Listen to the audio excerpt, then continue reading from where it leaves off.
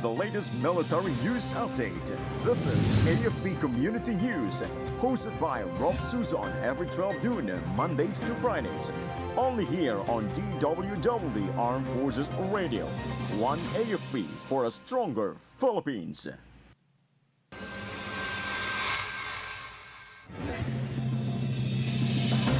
AFP Chief honors Mindoro troops for bravery in clash with communist rebels. Army Aviation Regiment boosts West Philippine Sea awareness in Nueva Ecija. Sumbong sa Pangulo website on flood control projects gets more than 1,000 reports in 3 days. BSP orders e-wallets to block online gambling apps within 48 hours.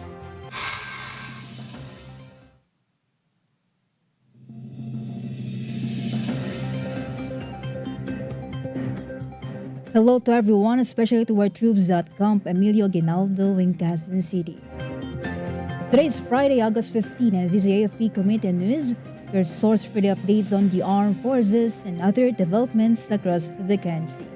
I am Rofh Suzon-Abay here to bring you today's stories. DWDD Armed Forces News. For the brief overview of our news, Armed Forces of the Philippines Chief of Staff General Romeo Browner Jr. visited the 203rd Infantry Bantay Kapayapaan Brigade in Oriental Mindoro yesterday to honor troops who recently engaged communist terrorist group remnants in Baco.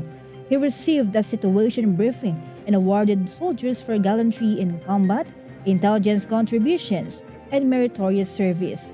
The 203rd Infantry Brigade under the 2nd Infantry Division continues operations against remaining insurgents, building on recent nationwide gains against the CTG. General Browner praised the troops' sacrifices and reaffirmed the AFP's commitment to end the armed struggle and urged the remaining rebels to surrender and embrace peace.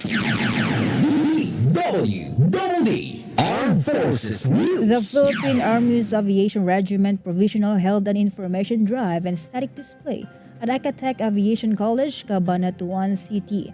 The activity aimed to promote the Philippine narrative on the West Philippine Sea as part of the Armed Forces of the Philippines Communication Plan.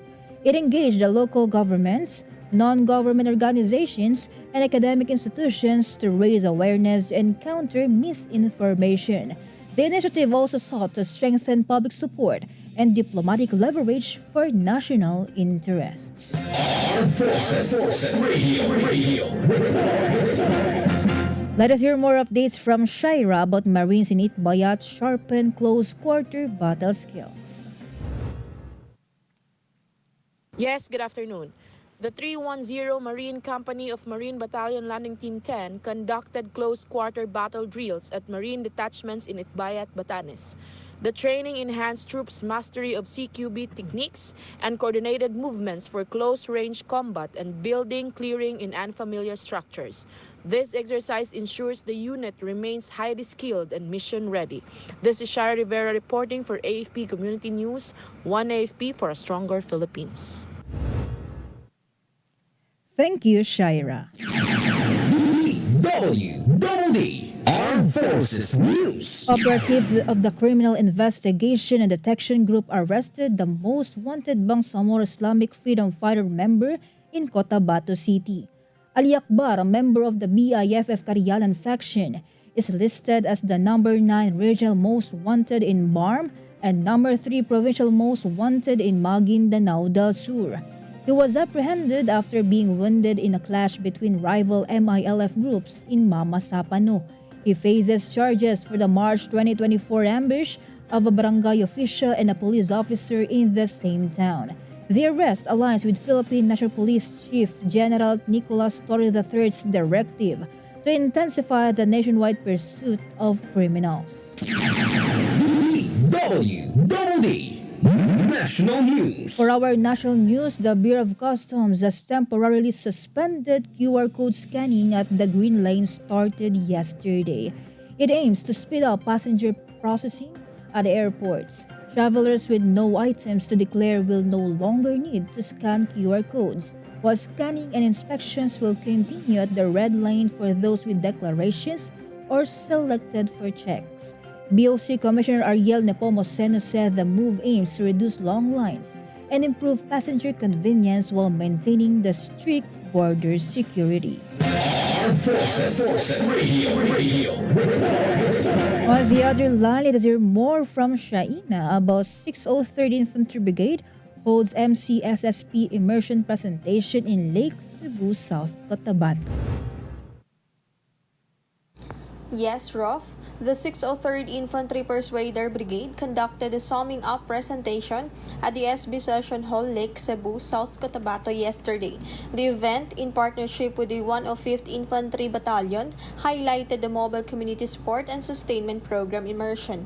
Local officials, police, and military leaders attended the program aimed at addressing community needs, providing support services, and countering misinformation. The initiative also sought to maintain peace and order in the area. This is Shaina Araneta reporting for AFP Community News, 1 AFP for Stronger Philippines. Thank you, Shaina. DWDD National News. The Department of Transportation has started a 33.2 million pesos rehabilitation of the Kamuning busway station alongside the construction of a new footbridge. The project includes upgrading the station platform, replacing old waiting sheds and railings, and installing new lighting, digital clocks, and electrical equipment. A guard, janitor, and traffic enforcer or officer station posts will also be built, along with vertical louvers for weather protection. Transportation Secretary Vince Dizon assured that EDSA busway operations will remain uninterrupted during the rehabilitation. DWDD National News. The website set up to enable people to report anomalies to President Ferdinand Marcos Jr. has received more than 1,000 reports. Palace Press Officer Claire Castro said the public sent 1,148 reports and 823 feedback messages to the Sumbong sa Pangulo website from August 11 to August 13. The website also garnered 84,892 views during the same period. Last Monday, Marcos unveiled the Sumbong sa Pangulong website, which allows citizens to fulfill their civic duty by directly reporting to him any non-operational or anomalous flood control projects in their areas. Armed Forces Radio. From our report on the ground, let us hear the report of Gio about Diamond Sojourners Club donates equipment to Fort ID Child Minding Center. Yes, Rofh, the Diamond Sojourners Club donated an air conditioning unit and a television to the 4th Infantry Diamond Division Child Minding Center at Camp Evangelista, Cagayan de Oro City. The donation received by Fort ID key officers came from the proceeds of the group's Golf for a Cause event. The Child Minding Center, which has been on hold since 2020, is set to reopen with improved facilities to provide early learning and care for dependents of military personnel. The initiative aims to support the welfare of soldiers and enhance mission readiness by ensuring their children are in safe and nurturing environment. This is Gio reporting for AFP Community News, 1 AFP for Stronger Philippines. Thank you, Gio. DWDD National News. Malacanang urged the Baguio City Mayor Benjamin Magalong to present documents and evidence to President Ferdinand Marcos Jr. regarding the corruption in the government's flood control projects. Palace Press Officer Claire Castro said there was no need to appoint a lead investigator. He explained that the President has set up a reporting mechanism for the probe on all questionable flood control projects. Castro's statement came after the Magalong volunteered to lead the investigation in the dubious infrastructure projects that leave several parts of the country submerged in flood waters during the rainy season. DWDD National News. The Commission on Elections will investigate reports that some elected officials received campaign donations from government contractors. This was despite existing prohibitions. COMELEC Chairperson George Garcia said the poll body's Political Finance and Affairs Department is expected to conduct a motu proprio investigation amid reports that a number of politicians had benefited from campaign contributions from contractors for flood control and other infrastructure projects. He added it does not matter if the irregular contributions were made in 2022 or in 2025, as long as they happened within a prescriptive periods, which is 5 years. Armed Forces Radio. And now some information from Jimboy about Fort ID trains troops on mental health and trauma management.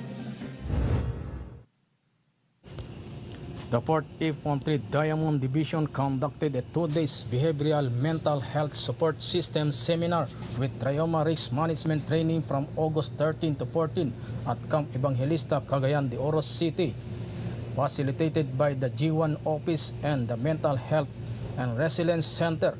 The training equipped the enlistment training student with skill to detect, address, and manage mental health issues in their unit. Experts from MHRC and Mindanao State University taught psychological first aid, peer support, and resilience strategies. Fort ID Commander Major General Michael B. Anayron Jr. stressed the mental resilience is as vital as physical strength for mission readiness. This is Jimboy reporting for AFP Communities, 1 AFP for stronger Philippines. Thank you, Jimboy. DWDD National News. It's 12:12 in the afternoon and you're still tuning here on AFP Radio, the DWDD Facebook page. And happy viewing to our viewers, especially to Colonel Nelicar Corsino, the Chief of PCRD, and to Ms. Angel and Anna of our OTAG ID section. Happy viewing to all. DWDD National News. Moving on to another national news, the Commission on Elections will continue its preparations despite the postponement of barangay and Sangguniang Kabataan elections.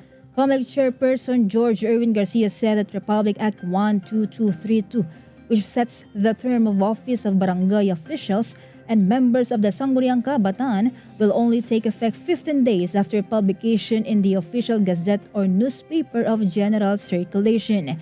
He added that after publication, it was possible some groups or individuals will also file a petition before the Supreme Court questioning the law's constitutionality. Garcia emphasized that there is a possibility that a restraining order will be issued, and if it happens, the BSKE will push through as scheduled on December 1. DWDD National News. President Ferdinand Marcos Jr. ordered concerned agencies to investigate recent incidents and crimes involving students and teachers. Palace Press Officer Claire Castro said that Marcos directed the Department of Education, Department of the Interior, local government, and Philippine National Police to coordinate efforts in looking into these cases. Castro added that the Department of Social Welfare Development would also be involved in monitoring the implementation of DepEd's child protection policy in all schools. The palace official emphasized that this will not be ignored, and this will be acted upon promptly by the concerned agencies. Armed Forces Radio. Let us hear more from Eljoya First ERG about NOLCOM conducts IEC for West Philippine Sea to over 200 members of student organizations in Pampanga.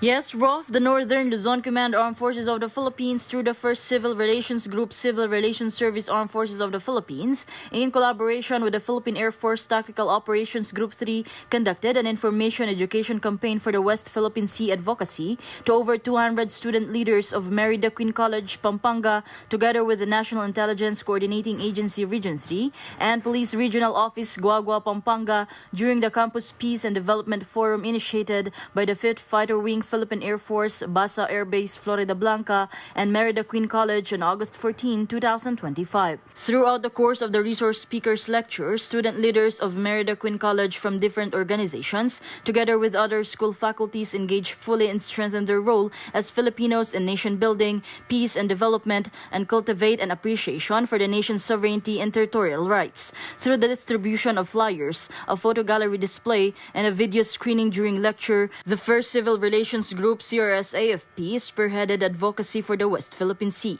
Additionally, the attendees participated in the Post-it Support WPS by writing on a post-it note and then displaying it on the board to demonstrate their support for the West Philippine Sea. Northern Luzon Command will continue its dedication and commitment in protecting the nation's territory and sovereignty by disseminating accurate information and carrying out its mission as a jointly engaged, sustainment-maintained, and readiness-trained force in pursuit of lasting peace and progress. This is Meljo Inesio Oroco reporting for AFP Community News, 1 AFP for Stronger Philippines. Thank you, Maljoyo, for CRG.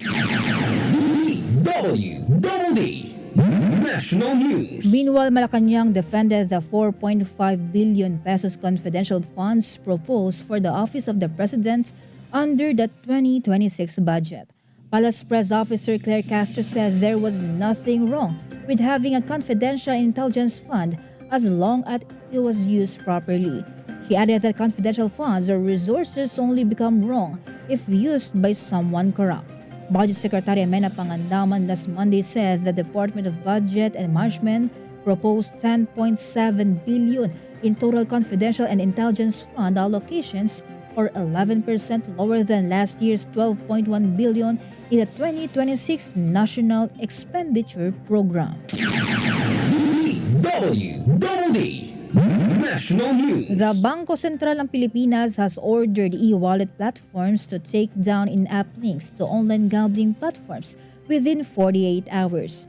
BSP Deputy Governor Mamerto Tangonan confirmed the order was issued yesterday morning, giving BSP-supervised financial institutions 2 days to delete icons and links from their mobile payment applications and websites. He explained that this aims to give consumers time to withdraw their funds from the online gaming accounts before access is cut off from e-wallet applications. Armed Forces Radio. More updates from Kath. Philippine Air Force warns public against recruitment scams. Yes, Rofh, good noon. The Philippine Air Force, through its Human Resource Management Center, reminded aspiring applicants that all recruitment processes are free and conducted only through official channels. The PAF stressed it does not collect payment for uniforms, processing, or any recruitment requirements. It urged the public to report anyone demanding money in exchange for application processing, securing slots, or providing uniforms. The public is advised to rely only on verified information from the PAF's official website and social media pages. This is Kat reporting for AFP Community News, 1 AFP for a Stronger Philippines. Thank you, Kath. DWDD National News. The Civil Aeronautics Board granted a temporary operating permit to a new airline company that would allow it to prepare for its launch in November 2025. The Avion Express Philippines will provide aircraft, crew, maintenance, and insurance services to help airlines meet seasonal travel demand and boost capacity without long-term commitments. Passenger traffic in the Philippines grew 11% in the first quarter of the year, and with the Asia-Pacific region expected to have the fastest growth in the aviation market over the next 2 decades, the launch comes at a time of high demand for flexible aviation solutions. To complete its certification, the company still needs a permanent certificate of public convenience and necessity from the CAB and an air operator's certificate from the Civil Aviation Authority of the Philippines. DWDD National News. The Bureau of Immigration rescued 3 victims of human trafficking who were recruited to work as entertainers in Singapore. Immigration Commissioner Joel Anthony Viado said that 3 were intercepted by frontline immigration officers at the Davao International Airport before they could board a Scoot Airlines flight to Singapore. Viado added the rescue was in line with the directive of President Ferdinand Marcos Jr. to ensure the protection of Filipinos from trafficking and illegal recruitment. Immigration Protection and Border Enforcement Section personnel reported that 2 of the victims were in their 20s, while 1 was 18 years old. 2 of them were actually from Luzon and traveled all the way to Davao for the trip. DWDD Armed Forces News. For our announcement for the Civilian Human Resources of the AFP General Headquarters, we are pleased to announce that the opening ceremony of the AFP Civilian Human Resources Sports Fest 2025 will be held at the Lapu-Lapu Grandstand Camp General Emilio Aguinaldo, Quezon City on August 27, 2025. With the theme Resilience Rises and Spirits Soar through the AFP CVHR Sports Fest 2025. The event will be graced by AFP Chief of Staff General Romeo Browner Jr. as our guest of honor and speaker. Also, our attire will be athletic. Let us come together to celebrate camaraderie, sportsmanship, and the spirit of resilience. DWDD National News. Rather, national news that 2 years after the devastation caused by African swine fever and hog cholera, the hog industry in Negros Occidental is slowly recovering from the effects of the outbreaks. Provincial Veterinary Office Chief Placeda Lemana said the current local hog population is 250,000 to 300,000. Before the outbreaks hit the industry in 2023, the local hog population was at more than 500,000. Negros Occidental, whose swine industry is worth 6 billion pesos, recorded almost 18,000 hog deaths in 2023.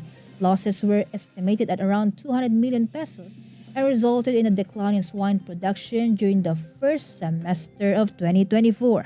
Lemana said no recurrence of ASF and hog cholera cases in the province has been monitored so far. DWDD Armed Forces News. And that concludes today's broadcast, and thank you for tuning in, especially to our audience on AFP Radio, the DWDD's Facebook page. Be sure to join and catch us again next week for more stories and updates, same time and same station. Once again, this is Rofh Suzon-Abay for AFP Community News, one AFP for stronger Philippines.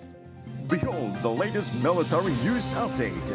This is AFP Community News, hosted by Rofh Suzon every 12 noon, Mondays to Fridays. Only here on DWDD Armed Forces Radio. One AFP for a stronger Philippines.